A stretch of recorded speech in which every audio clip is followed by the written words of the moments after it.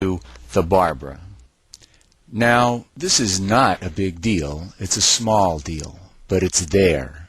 Bush has a habit of naming things in his military career after things in his personal life. He named 2 planes after his wife, and one of the 3 CIA ships at the Bay of Pigs was renamed the Barbara.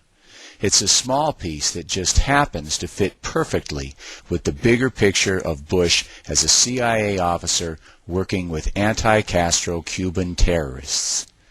This same habit of naming things in his military career after things in his personal life also connects Bush's oil company, Zapata Offshore, to Operation Zapata and to the anti-Castro Cuban terrorists. But again, let's not overemphasize this name stuff. Finding the name of Bush's wife on a Bay of Pigs supply ship, or finding the code name of the Bay of Pigs invasion on his oil company, is a small but clear detail of this much bigger picture. The big picture shows us that at the same time that Hunt moved from working inside Harriman's office to go to the CIA where he supervised at the Bay of Pigs invasion, at the same time that Richard Bissell moved from working inside Harriman's office to go to work for the CIA where he became the director of planning for the Bay of Pigs operation, at the very same time, the oldest son of Harriman's closest associate went to work in the exact same outdoor office where Hunt and Bissell were now operating. Hoover's memo names Bush as a CIA supervisor of the Bay of Pigs invaders, the anti-Castro Cubans. There can be no reasonable doubt about this connection. George Bush was working for the CIA, assisting in their operations at the Bay of Pigs, working for Bissell, working with Hunt, working with Sturgis, supervising the CIA's misguided anti-Castro Cubans. His supervision of Hunt and the others at the Bay of Pigs is a key piece of evidence linking him to the assassination, but it is not Bush's only connection to Hunt and the other suspects. After Bush got beaten up, losing 2 elections for Senate, Nixon brought his sorry butt into the White House, trailing E. Howard Hunt behind him. Haldeman says no one could figure out who brought Hunt into the White House, but it isn't that hard to figure out, because not only did Hunt and Bush come to work for Nixon at exactly the same time, but no one in the White House had any connections to CIA operations. No one had any connections, while Bush, on the other hand, was directly involved in the same CIA operations in the same area at the same time that Hunt was. And there's more to this story. Nixon's chief of staff says that everyone was astonished and flabbergasted in 1970, the day that Nixon announced that he was bringing John Connally into the White House as his Secretary of Commerce. No one understood the connection between these two, one the leader of the Republican Party and the other the leading Texas Democrat. Haldeman says, however, that Connally insisted that before they could hire him, they first had to get a White House job for Bush. Why? What is their relationship? What does Bush have to say about it in his autobiography? Not a word. Not one. If he and Connally ever spoke in their entire lives, Bush doesn't mention it. How can you possibly explain the connection between these people? Do these guys have anything in common? The answer is either no, they all came together in 1970 for no apparent reason, or the answer is this one. They all met on the same road to power. And there's more to the Nixon-Bush-Hunt connection than that they came together at the same time in the same place. Remember, when Hunt was sitting in jail demanding that Nixon pay him $1 million in hush money or he'd start talking? Hunt got paid. The money came from this man, Bill Leitke, George Bush's oldest, closest, and most important business partner. Leitke helped Bush found Zapata Offshore. And then, in 1959, when the CIA needed the company, Leitke handed the company to Bush, made Bush the sole owner, so Bush could carry out secret operations without any outside observers getting in the way. The fact that Bush's closest business partner paid Hunt the $1 million is just one more connection between Hunt and Bush. But wait, there's more. Remember this man? Leitke's money actually went to him, Ramon Rodriguez.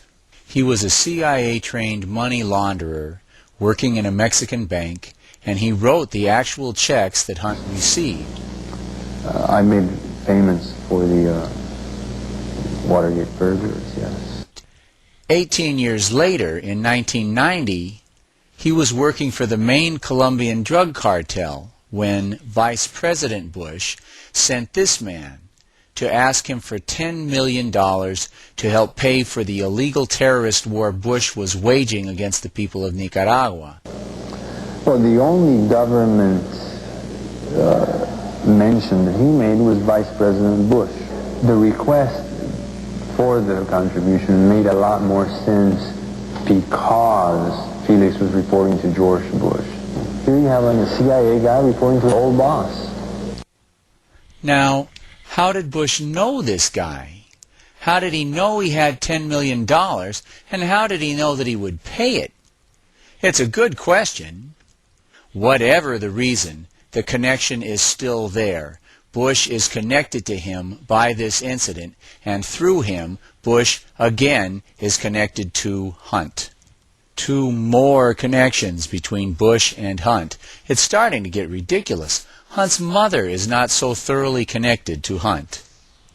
And now let's look at Bush's role in the cover-up.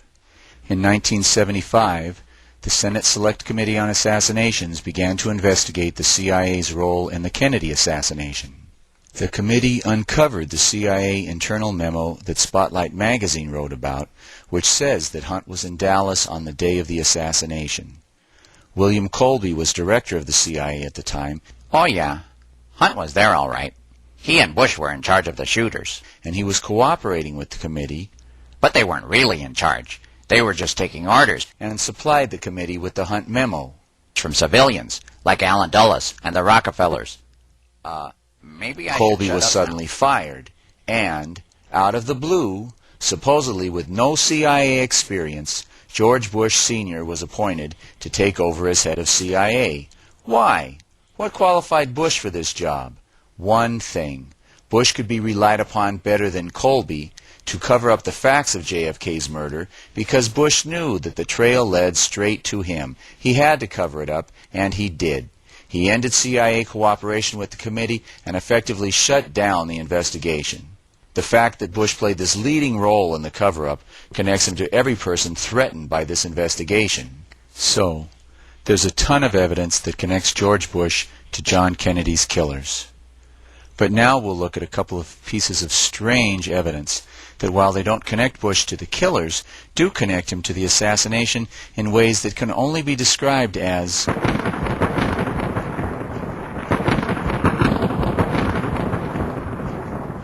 weird. This is George de Mohrenschildt.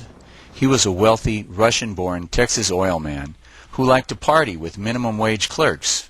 He helped get Oswald a job at the Dallas School Book Depository. Of course, he was CIA. The night before he was to be questioned by the Senate Committee on Assassinations, his head was blown off with a shotgun. In his pocket at the time was an address book, and in his address book was the entry, Bush, George H.W., Poppy, his family nickname, 1412 West Ohio, also Zapata Petroleum, Midland. By itself, this proves nothing. Taken in context, however, it is one more amazingly direct link between Bush and the assassination. But that's not all. FBI documents record that, on the day of the assassination, at 1:45 p.m., Mr. George H.W. Bush telephonically furnished the following: that he recalled hearing in recent weeks, the day and source unknown, that one James Parrott had been talking of killing the president when he comes to Houston. Now what the hell do you make of that? Just crazy. When questioned about the FBI documents, Bush says he does not recall making the phone call. His failure to recall such dramatic events puts him into a unique club. Like Nixon and Hunt, he can't seem to remember the events of November 22, 1963. It seems that this guy was everywhere, connected to every single aspect of the assassination, planning, execution, and cover-up. No one, not Hunt, not Connally, not Nixon, no one on the face of the earth could possibly have better credentials as a suspect than George Herbert Walker Bush. The scale in this case is tipped past a certain critical point.